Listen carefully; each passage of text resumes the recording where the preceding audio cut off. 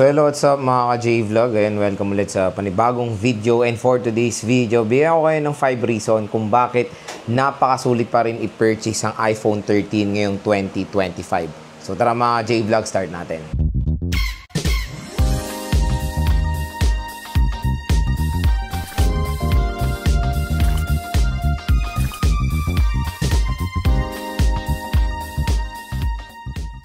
So yun mga ka-J-Vlog, another video na naman, and this time itatakil nga natin, bibigyan ko kayo ng 5 reason kung bakit napakabenta pa rin or bakit napakasulit pa rin i-purchase ang iPhone 13 ngayon 2025. So bago tayo mag-start, saan mo tayo bibili ng mga legit iPhones? Wala iba kundi sa mga nire-recommend nating shop. Unang-una kay Ate Met sa CMB Gadgets, kay Ate Annette sa ZMB Cellphone Accessories. Again, yung mga Facebook page sila nasa description box, i-check nyo na lang yan. Sabihin nyo lang, of course, na panood nyo din sa vlog, matik bibigyan pa kayong discount ng shop na yan. So, usapang tayo, iPhone 13. Kasi, ginawa ko tong video na to kasi ang dami kong nakikitang nagpe-purchase ngayon ng iPhone 13. Sobrang sold out yan kay Ate Met, kay Ate Annette. Lalo na napakamura na lang ng iPhone 13 sa kanila. For as low as 17.5, magkakaroon ka na ng iPhone 13 120GB. Ganyan po kabagsak ang presyo ang iPhone 13 ngayon sa GH. Kaya ang dami ngayon nagkaka-interest bumili ng iPhone 13 dyan sa mga legit shop natin. Kasi sa ibang shop, napakamahal pa niyan. Pero dito sa nire-recommend natin shop, super duper bagsak lang yung price ng kanilang iPhone 13. Siyempre 100% legit. At lahat ng mga kino-content natin mga iPhones ay galing sa mga shop na yan. And meron pa nga tayong mga new units dito na na-purchase. Hindi ko pa na-upload yung pagbili.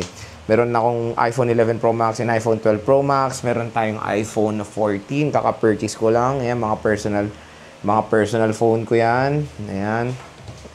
And ayun, kumbaga, kung dun sa mga seller na yan, super duper mura lang ng mga iPhones. Kaya nag-decide akong bigyan ko kayo ng guide kung bakit nga ba napaganda pa rin i-purchase ang iPhone 13 ngayon 2025. Unang-unang reason kung bakit magandang i-purchase or sulit i-purchase ang iPhone 13, unang-una sa price.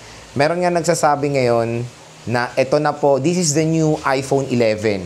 Alam nyo naman yung iPhone 11, napakatagal niya nagkaroon ng brand new sa market, di ba?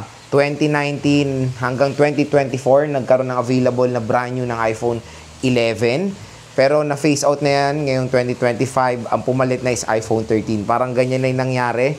And nung year 2023, kung kinumpute ko yun, 4 years.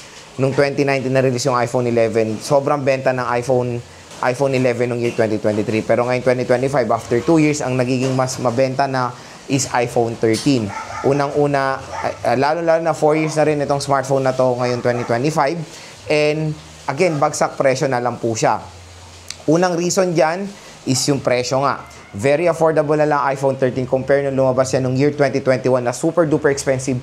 Bumili nga ako ng iPhone 13 noon, yung brand new sa Power Mac na naalala ko. Nasa 55,000 pesos, 128GB po na iPhone 13. And even itong iPhone 16 ko, binili ko to nung release date, 60,000 pesos bili ko dito. Kaya ngayon is biruin nyo, after 4 years, super duper affordable na lang ng iPhone 13.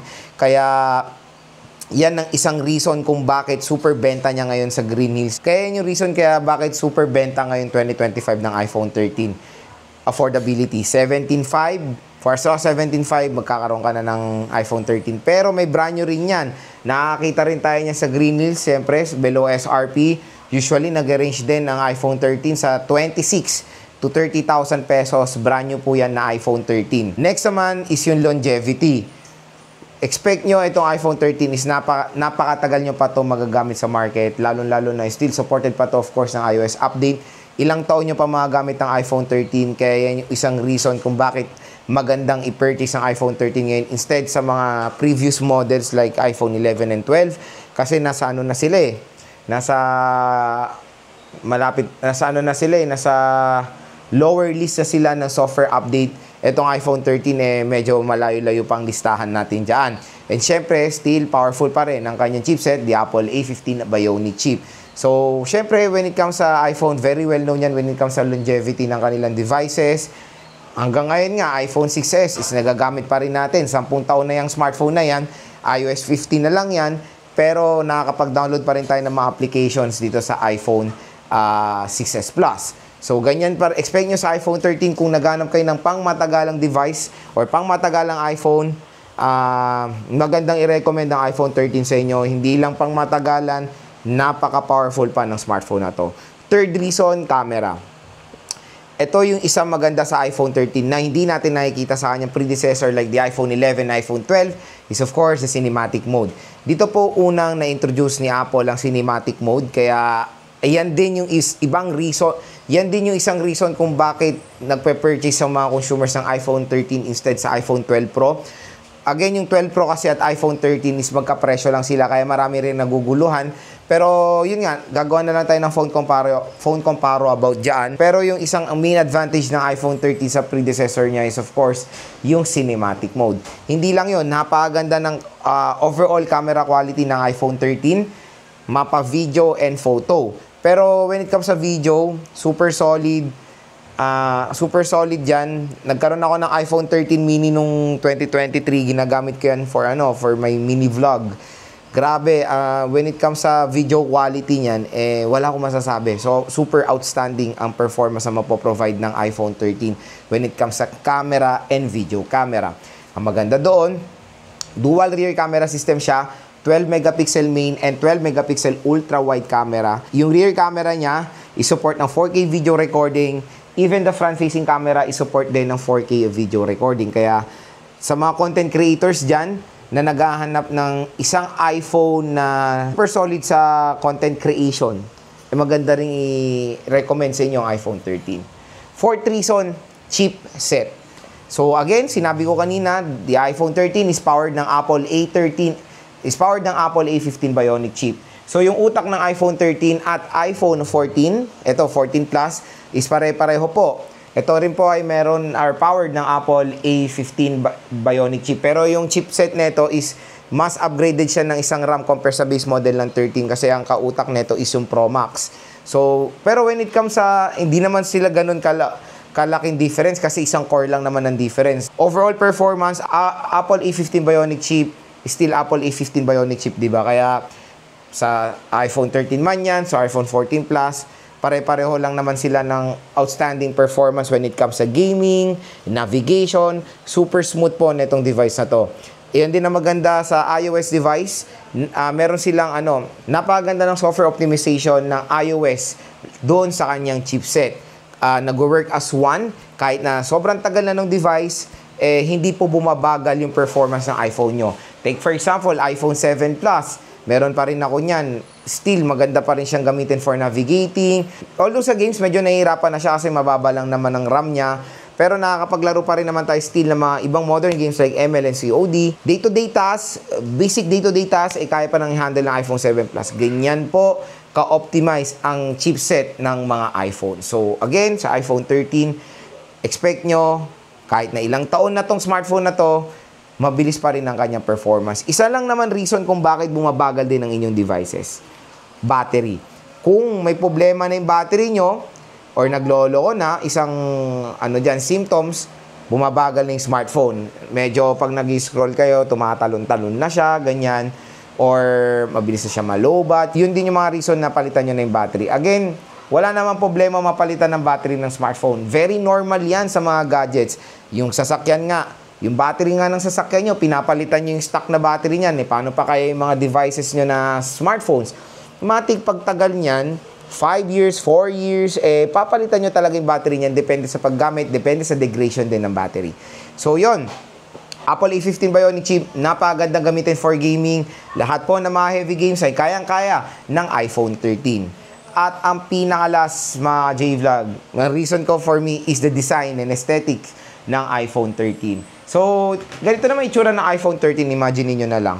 Ito yung talaga yung makikita nyong trend din sa mga iPhones, diba? Yung ganitong diagonal shape camera module. Ang gaganda rin ng color variation ng base model. Again, kino-compare ko yung base model sa Pro. Isang reason din ako as a consumer, mas prefer kong bilhin na ngayon yung mga base model. Tingnan nyo, meron akong base model ng 16, meron akong base model ng 14, tapos isa lang ang Pro Max ko.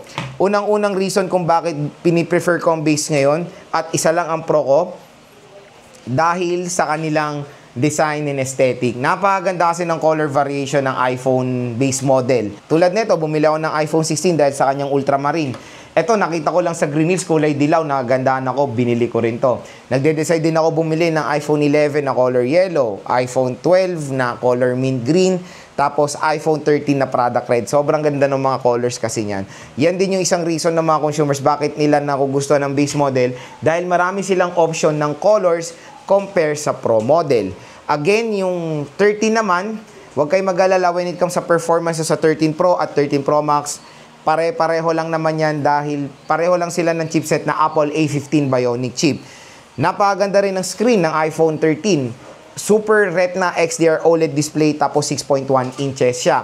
Perfect siya sa mga consumers na hindi mahilig sa malalaking smartphone na ganito. Yung mga ganito lang na smartphone ang piniprefer for easy one-handed operation. So yun yung isang reason kung bakit maganda pa rin i-purchase ang iPhone 13 sa design and aesthetic kasi panigurado pag nilabas nyo to, eye-catcher ang mga devices na yan. Hindi lang naman din yan yung reason kung bakit magandang iPhone. Again kasi Miss Shafe, bumili ka lang ng iPhone dahil sa logo. Bumili ka lang ng iPhone dahil stereotype siya na mahal, di ba? Hindi Ako, bumili ako ng iPhone, unang-una, dahil sa software, yung iOS, very optimized, camera napakaganda, sobrang daling gamitin lang ng iOS, tapos hindi siya talaga bumabagal.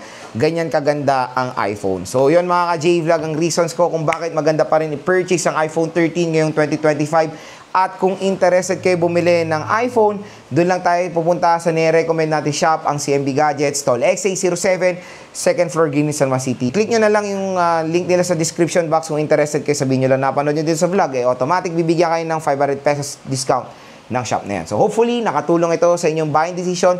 Kung bumibili kayo ng iPhone 13 ngayon or naguguluhan kayo bumili ng iPhone, kung ano bang model ang bibili nyo, iPhone 12 Pro ba, iPhone 12, iPhone 13, iPhone 11 Pro Max, kasi lahat po yan ay magkakapareho lang ng price. Take for example, yung 11 Pro Max na 256 at iPhone 13 na 128, hindi po sila nagkakalayo ng presyo dahil 18.5 ang 11 Pro Max, 17.5 lang ang iPhone 13. So again mga ka-J-Vlog, this is just a guide sa inyo sa pag-decide nyo bumili ng iPhone 13 ngayon 2025.